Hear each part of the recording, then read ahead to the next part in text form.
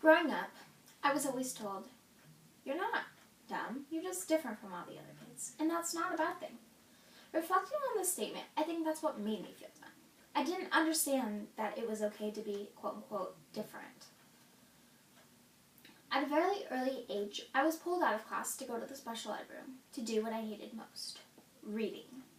I hated every moment of these pullouts except for on Fridays, when the teacher handed out bubble gum. I spent 7 years being pulled out of class, and this was a long, rough road with many tears shed, because being forced to do something that you feel you suck at and that is hard for you is a complete struggle. This is only a glance at what some students face that have a learning disability and are trying to learn. Today I will be sharing with you my learning disability called dyslexia. First I will explain to you what dyslexia is.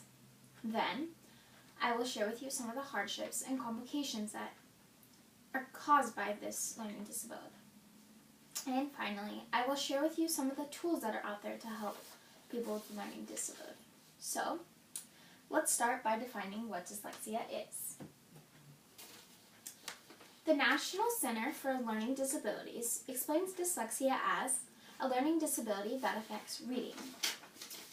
This also hinders the comprehension of information read or heard.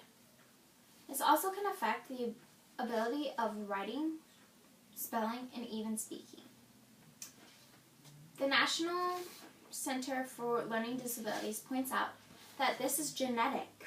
Usually more than one person in the family has it. However, it's not anything more than genetics. It's not a lack of eyesight or a lack of brain power. Dyslexia causes the brain to find new and different ways to process information that the brain is receiving. So, like any disability, there are some hardships and challenges that may be present. According to the Mayo Clinic, there can be social problems that occur. There can be a sense of withdrawal from people, feeling because you feel different or because you're being pulled away from your peers. There can also be a trouble with staying on track of classes due to the excessive amount of reading required. The Mayo Clinic points out that students that have dyslexia have a greater chance of having ADHD and impulsive behavior.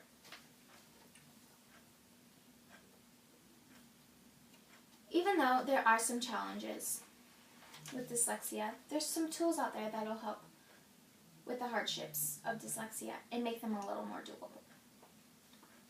According to the Yale Center for Dyslexia and Creativity, there's 3 simple steps they suggest a person with dyslexia to take.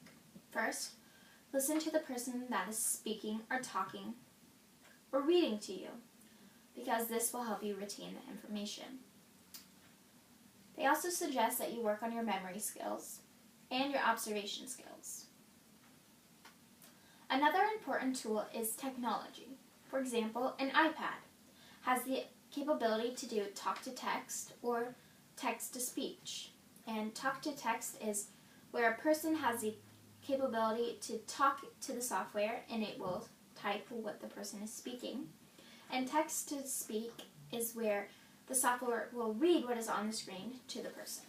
And this can be helpful in any in any class, from reading to math. Another very important point is accommodations.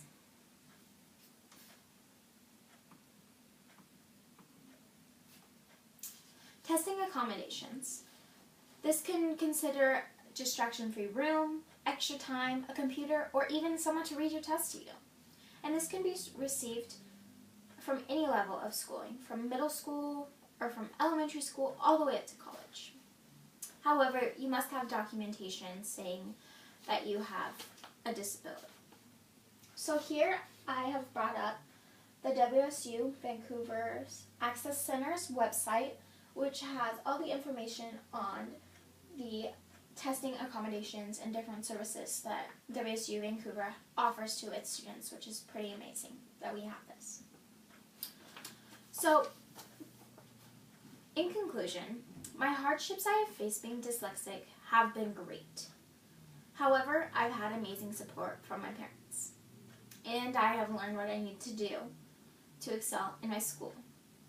So today, I hope I have helped inform you on, firstly, what the learning disability of dyslexia is.